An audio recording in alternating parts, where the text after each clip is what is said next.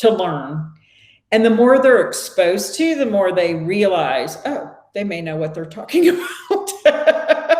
You know, or you know, they've got some good ideas here, or but there have been ceilings. I mean, I've gotten certifications in different bug stuff purely just for credibility and to break that glass ceiling as a female, to show that, yeah, I'm not just a customer service rep who's, you know, was able to do something, or, you know, I purchased my father's business, so I wasn't daddy's daughter who was just given the business type of deal. So those were all glass ceilings to break. Yeah. And as we talk to other companies, or other companies see how we function, you know, they can learn from us as well as us learning from them. I mean, we've learned a ton from our peers. And I've learned from the smallest of companies to the biggest of companies. So there's a lot to learn out there from everybody. I think that's the big part. So there's a couple of things I want to kind of stitch together here in what I'm hearing from you. And one of the things that I think that starts that whole thread is that there's a way to level the playing field from what I'm hearing from you. And that is by understanding your numbers, being technically proficient, being having a true understanding and pulse of what's happening in your company now gives you a position of strength to play from. I mean, part of why we built the business, I built a business intelligence company, is I've worked for really, really large companies that have, you know, tens of twenties of thousands of employees, and they had all of these tools and visualizations, as opposed to a small company who's trying to do it on the back of a napkin or on a spreadsheet, right? And I just didn't think that was very fair, right? We built these business intelligence tools to level the playing field. The company that's got, you know, 4,500 technicians shouldn't have better tools than the one that's got 4. Right? Oh, just I think part of why they do is they know that they need them, and you don't know what you don't know until you know, right? So it's like, but these bigger companies know they can't manage without the numbers. They can't manage without the tools. And we've had companies bigger than us, some 2 to 3 times our size, go, oh my gosh, you track all that? Like, we don't even track all that, or we don't even have those tools. And it's like, how do you not? Like, do you run around in chaos?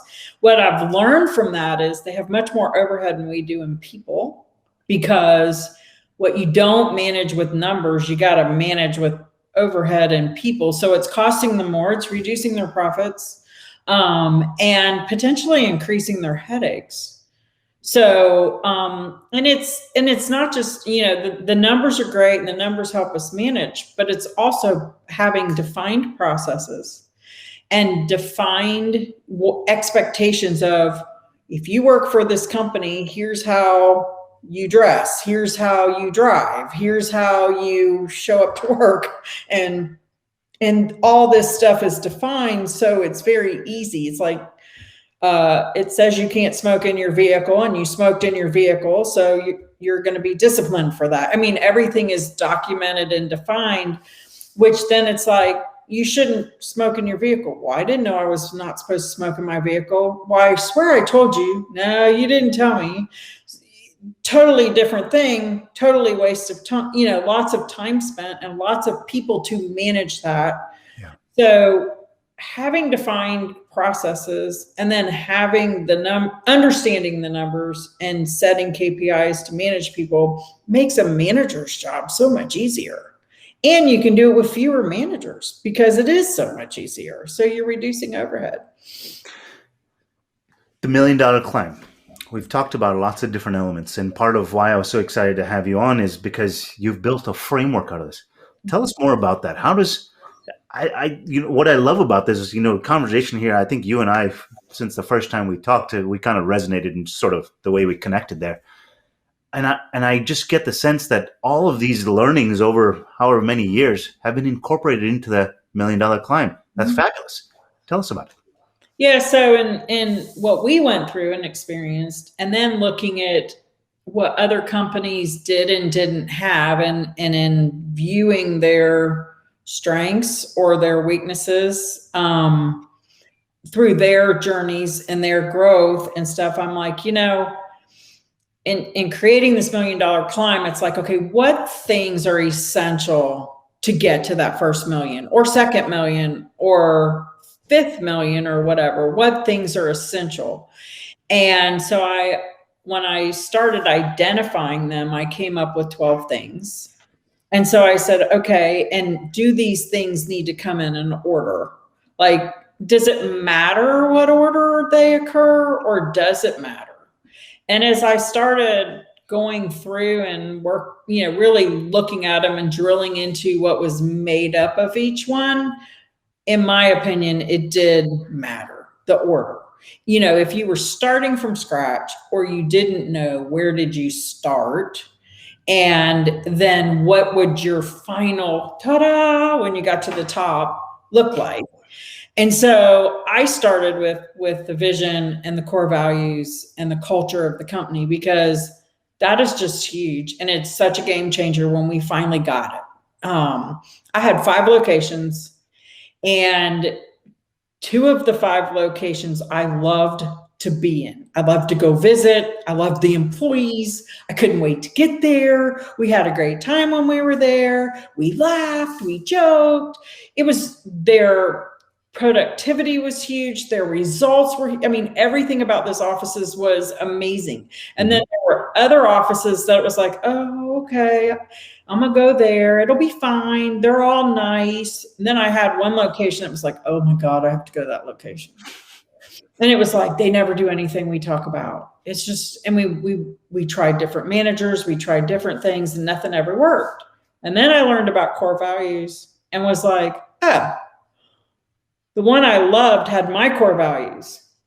They, we were all on the same page. We all really enjoyed the same stuff. We had a lot of similarities. They understood what I wanted out of the business and who we were. The ones that were that messaging hadn't fully infiltrated them and wasn't being pushed on a daily basis. The one I couldn't stand to go to, they wrote their own. Like, it wasn't mine, it was theirs, and it didn't fit with mine. And so when I learned that, it's like that, boy, to have 2 that were fine, I eventually got the other ones, all but one in line, and the one I didn't get in line, I sold. But it's huge. So I think that's where you start. And then you got to know your numbers to manage by them.